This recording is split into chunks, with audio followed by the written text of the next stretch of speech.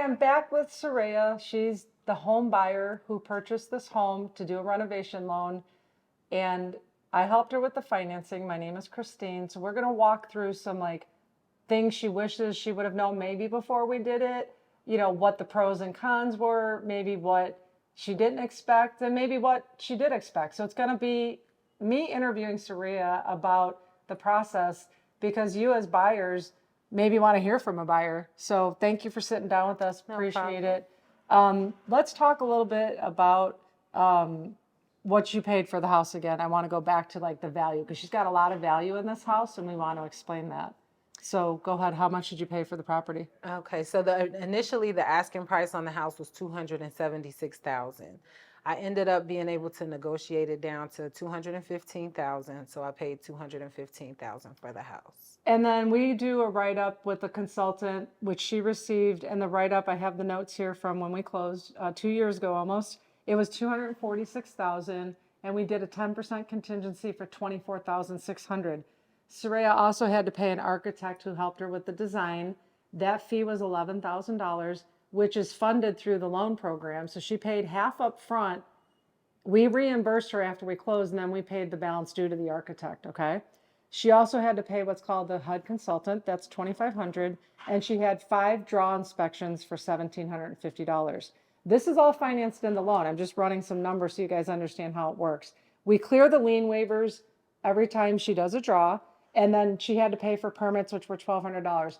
What's also amazing is that we rolled in 6 mortgage payments during the process because the home was not habitable. This was a major rehab loan. So that was about $18,000. Yes. The payment was just under $3,000. So we took care of that for her as well. So all in, she's into this for about $500,000. And when we did the purchase, it appraised at $524,000. Yes. But I'm sitting here today with her. We're 2 years later. 2 years later. And what are we looking at for current value on the property? The current value, based on what I've been looking at in the area, is between $650,000 to maybe $675,000. $650,000 to $700,000. She put 5% down, which is $25,000. She got a seller credit for closing costs, so she was all out of pocket with everything about $35,000. If she sold her house today, she would walk away with about $180,000 after costs. So that's amazing, and you don't pay tax on that because this is her primary residence.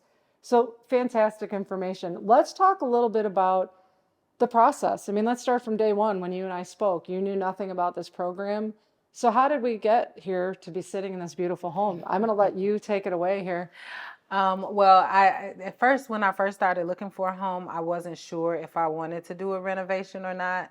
But then once I started looking at renovated homes, like homes that were already renovated, and looking at, the finishes and things that they offered, I'm like, I think I want to do a rehab. So I reached out to Christine and she sent me some information on the home style because I did the home style conventional rehab loan. I read all of the materials that she sent me. She sent me some videos and I watched that. I watched those and I really started thinking about really what I kind of wanted. And I knew I wanted a particular type of house. I ended up with a brick bungalow, which was one of the types of homes I wanted to consider. And I was able to make this house exactly how I wanted it. I love it. So talk to me a little bit about that first meeting with the HUD consultant, because that's an important meeting. They come out and they're going to, Soraya and I ran some numbers, we did some estimates. And honestly, usually the buyer's estimates are low. They don't know. I know more when people say, this is what I think. I usually fluff it up because I know they're going to be surprised at cost. So we went through numbers a lot. It did help renegotiate the price down when the bid came in higher because it has to value out in the end. Some homeowners don't realize when their house is so distressed, the actual amount of work it takes to, bring it back and give it new effective age, which is this house is effectively aged as new because she redid everything. So did the architect have a lot to do with that and the consultant obviously coming out? Talk a little bit about that process. So the process of really of coming up with kind of like the scope of the work that I wanted to do and trying to get an idea of the cost.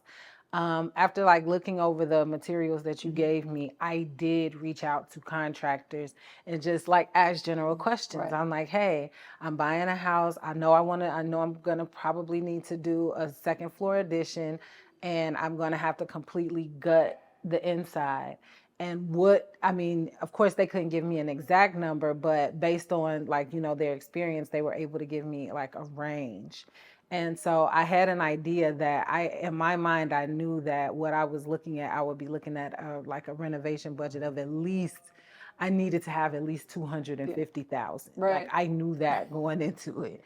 So between the architect, the contractor, the HUD consultant almost killed my dream Right. when he walked through because he's like, this is going to be a lot of work. And, but from between the three of us, we were able to, after a couple of conversations and emails and tweaking what I wanted versus what I could actually have, we came up with a budget that worked. Well, and a question I have is for the contractor. That's the hardest piece that I find that a lot of my buyers have a problem with, is finding a contractor and getting one who will work with the program. Can you tell me how you found your contractor? Well, the contractor that I ended up using is a very close friend of a friend of mine. And I had seen some of the work that he's done in different projects across the city. Okay. I still did my due diligence. I looked up the license, made sure the license was intact. And I was able to physically see some of the work that he had done.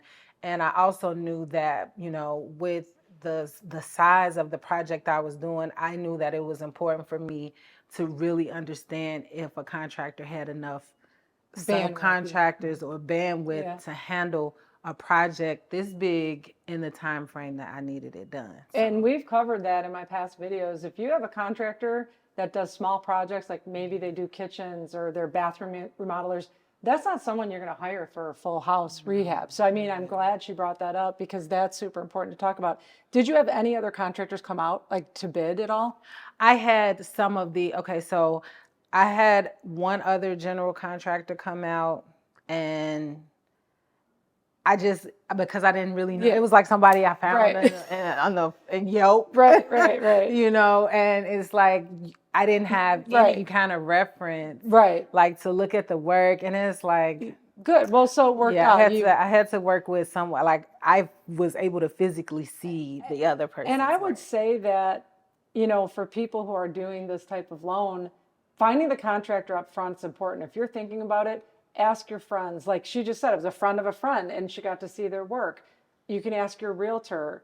Again, it's better if you get a referral, because typically a referral means someone's seen their work. So that definitely better. That's great. I really feel like I've known some people that have done some renovations, and the main problem that everybody has is the contract.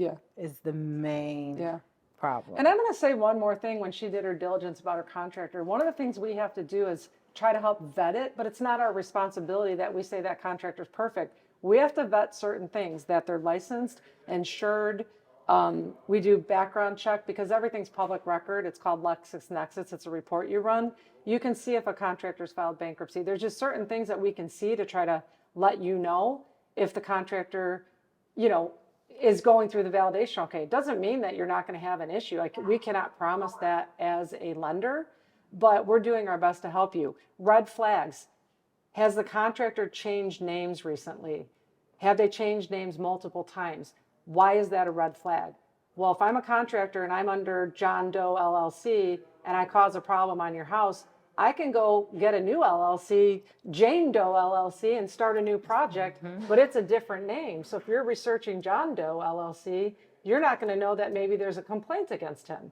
So if a contractor's like a new business, we actually have to even do more diligence. Like if they just started, have they changed names multiple times? It's just a red flag. It's just something I want to point out. And we've had a contractor, we've had 4 or 5 bankruptcies that came into, and we won't approve that contractor. They don't seem, fiscally responsible. So there are things that we try to help to make sure it goes well. Let me ask you, what went well with the rehab? Like, let's talk about that. Obviously, the finished project is unbelievable, but if you could say a couple things that went great, just tell people what went great, because then we're going to say what went wrong. I know that's going to go a lot longer. Oh, but well, you know what? What went well is just the construction process from start to finish.